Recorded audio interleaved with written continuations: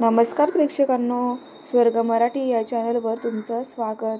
लग्नानंतर होईलच प्रेम या मालिकेच्या पुढील प्रोमोमध्ये आपण पाहणार आहोत. दीपक हा नंदिनीला प्रपोज करतो.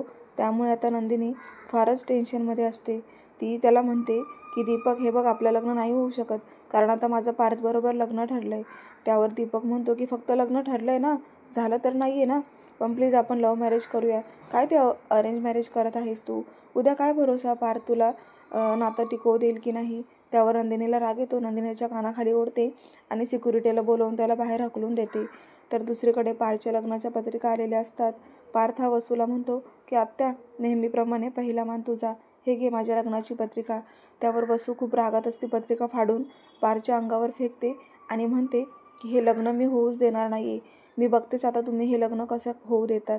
तेव्हा आता पार्थच्या घरच्यांना खूपच मोठा धक्का बसलेला आहे. प्रेक्षकांना खूप जबरदस्त ट्विस्ट आलेला आहे. पाहायला विसरू नका लग्नानंतर होईलच प्रेम. अशाच अपडेटसाठी चॅनलला सबस्क्राईब करा. धन्यवाद.